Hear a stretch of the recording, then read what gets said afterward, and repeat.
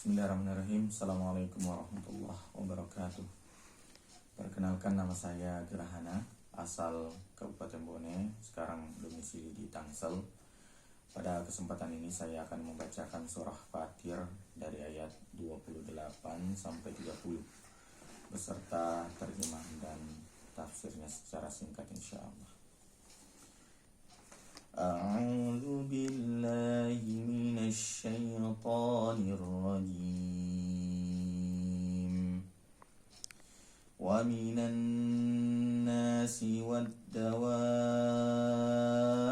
wal an'ami mukhtalifun alwanuhu kadzalik.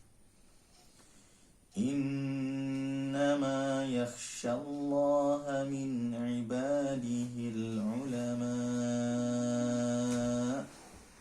Innallaha azizun ghafur. Innal ladzina yatluna kitaballahi wa aqamus salata wa anfaqu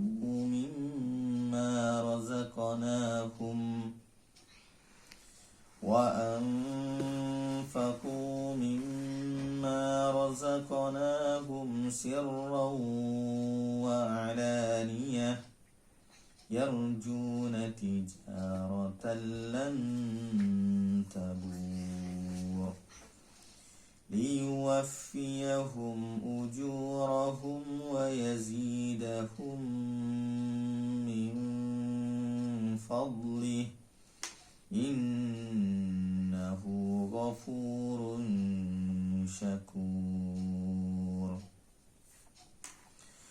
Artinya, dan demikian pula di antara manusia, makhluk bergerak yang bernyawa, dan hewan-hewan ternak, ada yang bermacam-macam warnanya dan jenisnya.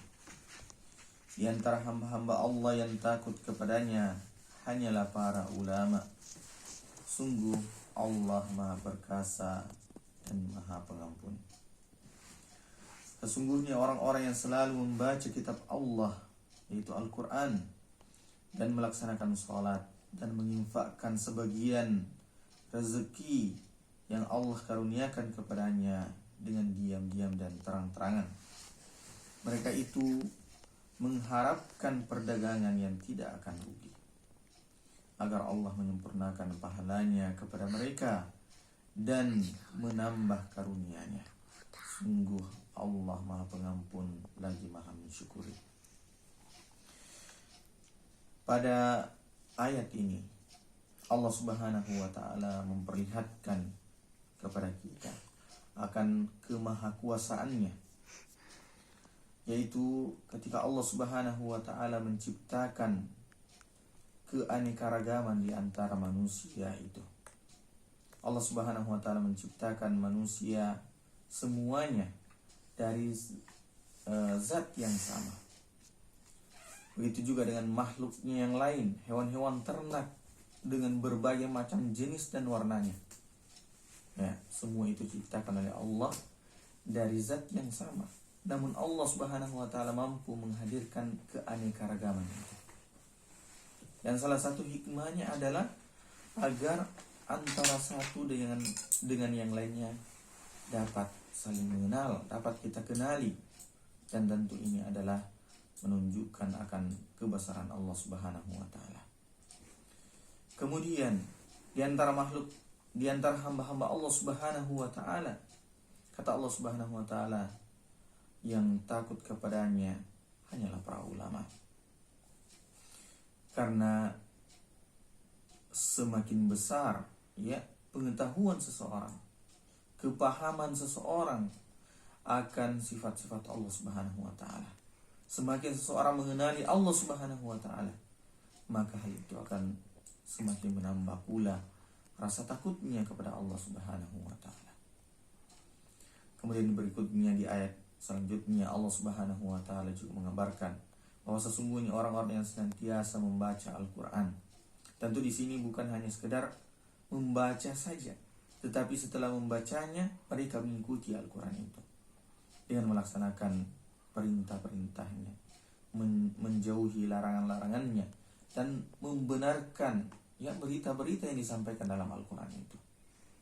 Lalu mereka juga menjalankan atau mendirikan sholat, menjaga sholat 5 waktu mereka, dan juga menginfakkan sebagian dari harta yang Allah telah karuniakan kepada mereka, baik secara terang-terangan maupun secara diam-diam, karena mereka berharap akan mendapatkan ya ridha Allah Subhanahu wa taala, yang merupakan tiket untuk memasuki surga Allah Subhanahu wa taala.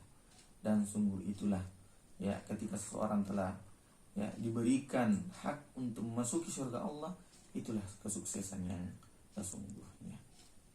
Dan ketika hal itu dilakukan karena betul-betul ya hanya ikhlas semata-mata mengharapkan ridha Allah Subhanahu wa taala, maka dengan itulah Allah akan ya menyempurnakan pahala dan balasan untuk mereka, yaitu dengan memberikan kepada mereka ya surga Allah Subhanahu wa taala. Demikian, wassalamualaikum warahmatullahi wabarakatuh.